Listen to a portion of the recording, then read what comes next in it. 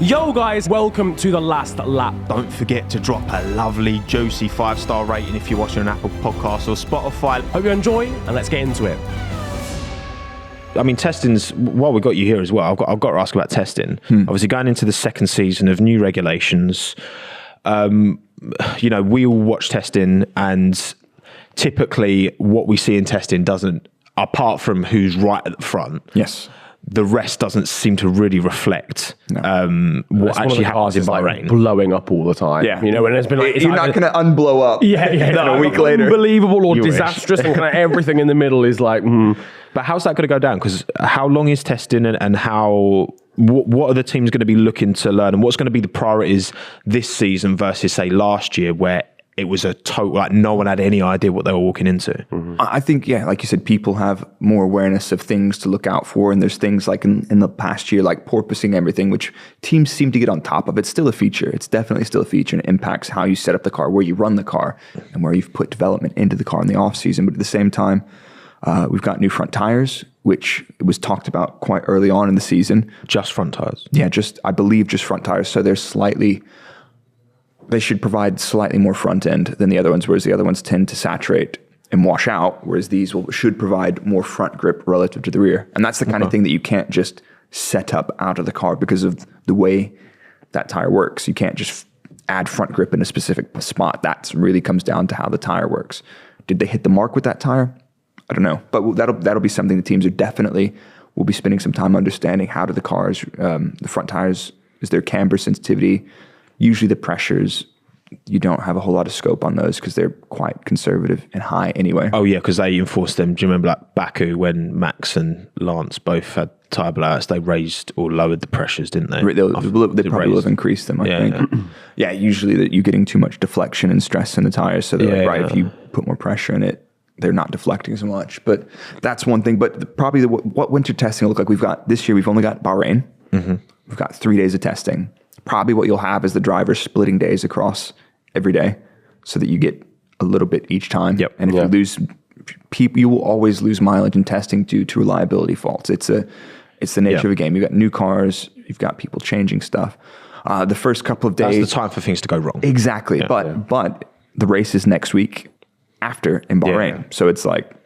Not got long. But the good thing is these cars are an evolution of last year. You don't have... radical new designs. I don't think you'll see anything super new and radical. People will be running relatively tried and true stuff and just optimizing what they had last year. The first day, probably all about reliability and getting through, making sure stuff works, brakes, engines, everything like that. Making sure the aerodynamic surfaces are working. The wings aren't, detaching or stalling. So you're generating downforce on the wings that you expect to do. And then you definitely don't want your wings detaching. No, physically detaching from the car, and also the aerodynamic, like the flow structure detaching. You'll see lots of flow viz, the fluorescent paint. You'll see a lot of that the first couple of days. And then you're going to get into running higher fuel runs, checking the performance of the tire over long runs, and then mixing in some low fuel runs towards the end of testing. The glory runs, we call them.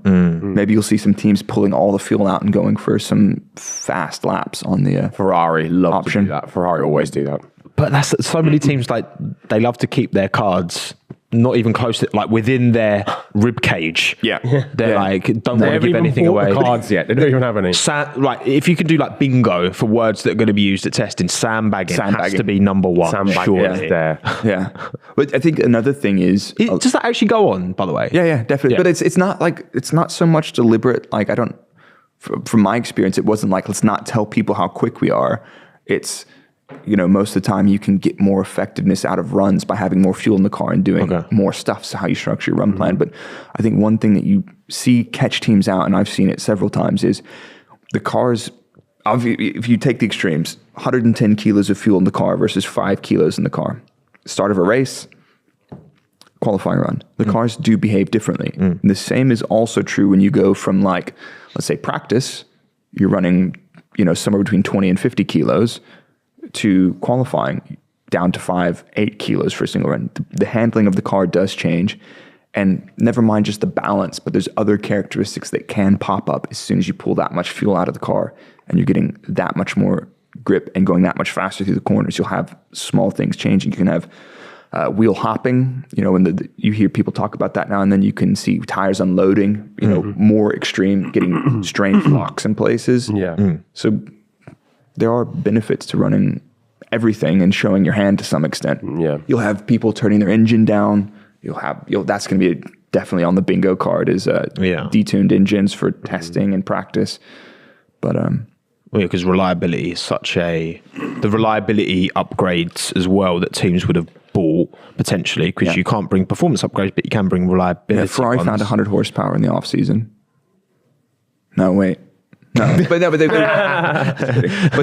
Fuel flow sensors back again. It's not. That never happened. No, sorry, that never happened. You just get DeVries' lawyer to pay for that, and that goes away too. I get 50% of that.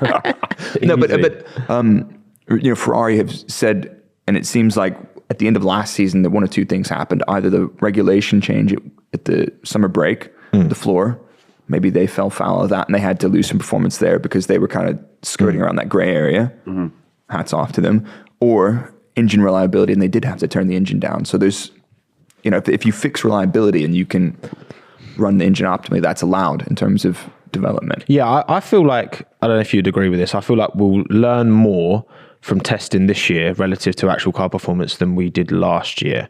Because last year it seemed to be all over the place. There was so much experimentation. Like Alpine were nowhere. Yeah. I remember McLaren had their issues. Yeah. I just feel like there was a lot more unknowns, potential for unforeseen issues last year, whereas you've had a whole season of running these fundamental same cars. I mean, and raising was it 10 mil or 15 The floor mil edges, on the floors or whatever? 20 mil on the floor edges for the... Is that going to make a massive difference in terms of understanding of these cars, do you think? No, I think it's something they'll get to grips with pretty quickly. Yeah. And that people know what to look for, and there's things and tools they've developed to help understand those things better. They'll get on top of it more quickly this year. Will it impact them? Absolutely. But it's not going to take them till race 7 this year. No, not like last year. I'm excited for testing, man. It's going to be I'm not. I can't get excited What about do you testing. mean? Surely that's your first thing that you jump on and Yeah, like, oh my yeah, god, yeah. data, I can actually look at some... Look at the real as well. I'm excited about testing to look at it, but with my data hat on, I'm not certain that we will get anything particularly more useful than the past. Like maybe, yes, like people will be closer to where they're going to be, but at the same time, the context is everything. Whereas on a race weekend, you have to play your cards. You have to show everything. It's clear what the run plans are roughly, especially when you see qualifying in a race session. Free practice results, long runs in FP2. I can't tell you much about the cars they might not have the same problems on Sunday. So it's the same thing going from testing to the race the next weekend at the same track. It'll be interesting to see where the pecking order at the end of testing compared to points, qualifying pace on the Grand Prix. It will. And I don't know. I don't know. You ain't got the answers. No, I don't. And if anyone should, it's you. So. And if anybody says they do, you know what to tell them. Liars. A liar, an actress. Go do fuck off. Big up Louis Vuitton.